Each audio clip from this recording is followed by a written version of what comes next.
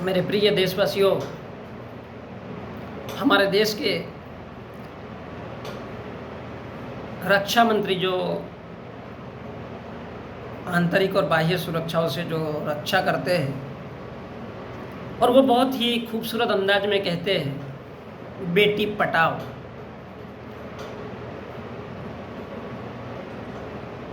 अगर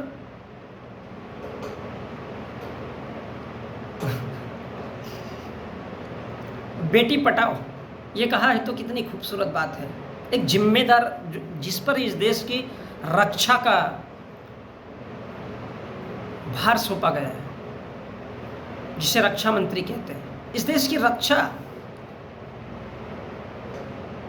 अगर बाहर से अगर कोई इस देश पर आक्रमण करता है तो उसको इस देश की रक्षा कैसी करनी चाहिए, और वो आंतरिक अर्थात इस देश की महिलाओं के लिए कितना बेहतरीन सम्मान प्रदान करते हैं और कहते हैं कि बेटी पटाओ, बेटी बचाओ। नमक मिर्ची की जबान है, फिसल जाती होगी, लेकिन इतने बड़े आदमी से और उसके मुंह से ये कहना छोटी मोटी बात तो नहीं हो सकती। तो इस बहाने इस देश के नेताओं की सोच देखिए कि इस देश की महिलाएं हो या इस देश के पुरुष हो, साला कुछ भी बोल दो घंटा, उनको कोई फर्क नहीं पड़ता है। क्यों फर्क नहीं पड़ता है? क्योंकि वो जानवर बना दिए जा चुके हैं, कभी धर्म के नाम पे, कभी नफरत के नाम पे। इसलिए तो उन्हें गाय गोबर की शिक्षा दी जा रही है।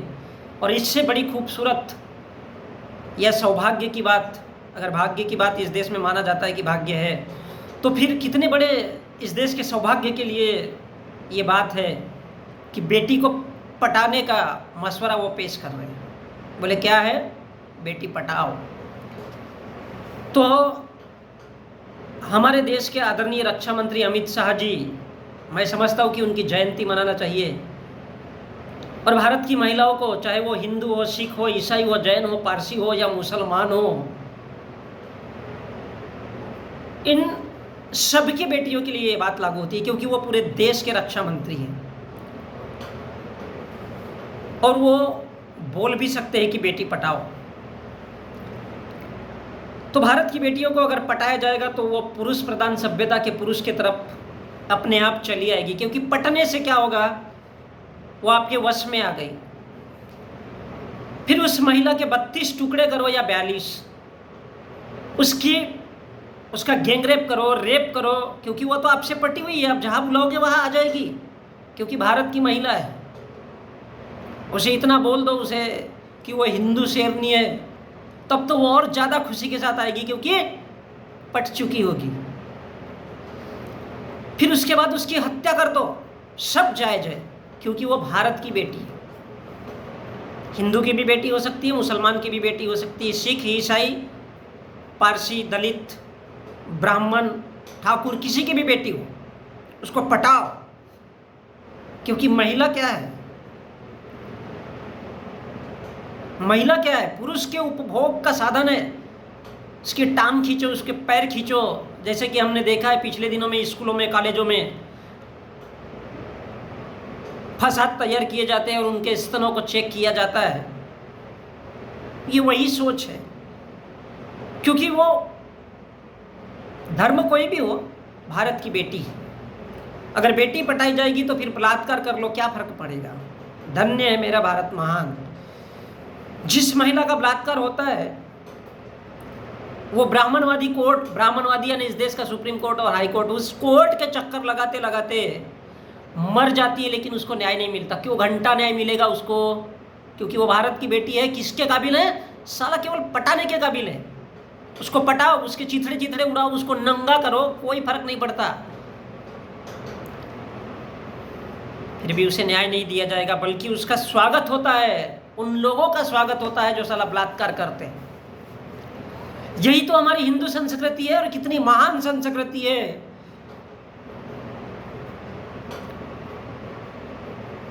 आखिर ये कहने वाले किस संस्कृति से आते हैं? हिंदू संस्कृति से, और इसलिए यही हमारी हिंदू संस्कृति है। तो क्यों ना रक्षा मंत्री कहे कि बेटी पटाओ?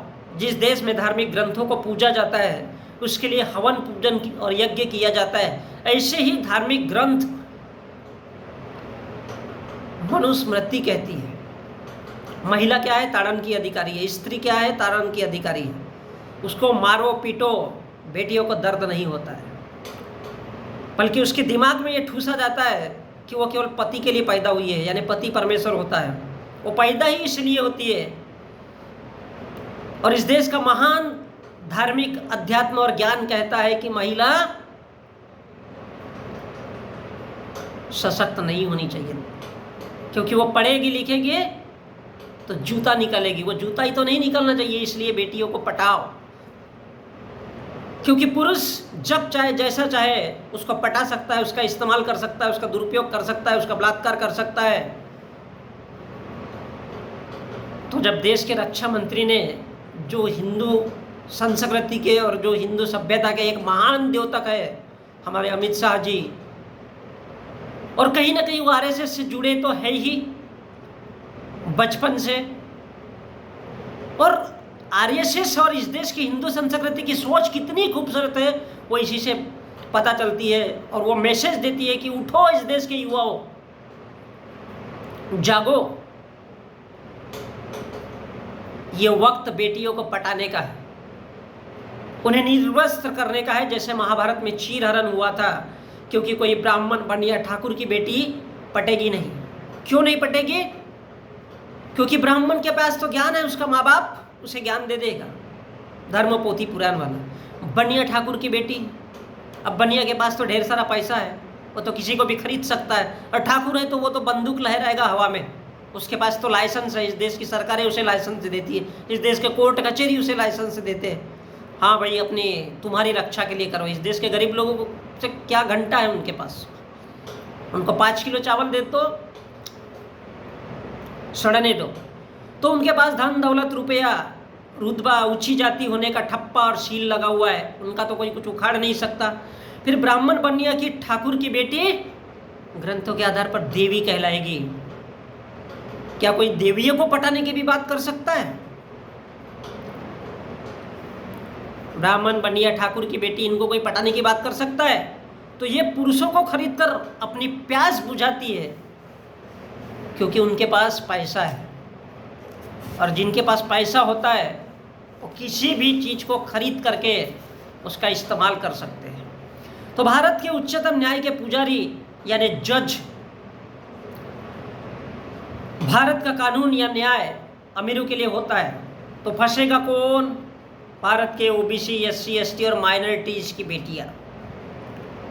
अब ये बेटी पटाओ कहने वाले कौन से धर्म से है, कौन से धर्म का प्रचार करते हैं? तो हिंदू धर्म का।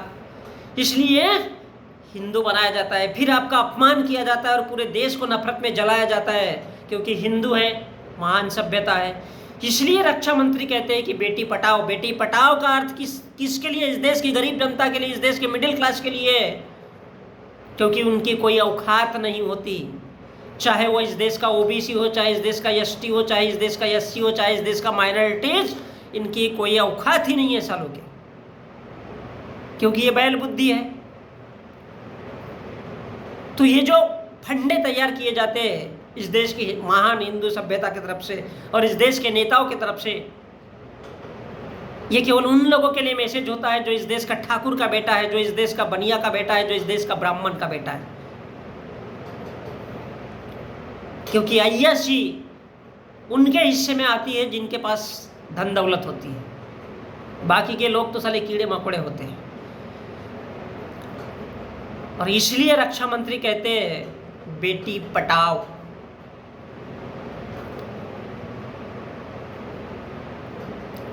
क्योंकि बेटी पटेगी तो शिक्षित होगी ही नहीं और वो जाल में फंसी रहेगी, उसकी लाइफ इसी प्रकार से दैंड हो जाएगा। वो पढ़ने लिखने के बारे में नहीं सोच पाएगी, और बच गई तो फिर दासी बनाना चाहिए, उसको सती बनाना चाहिए, पुरुष की सेवा करेगी और ऐसी जर्जर अवस्था में रहेगी।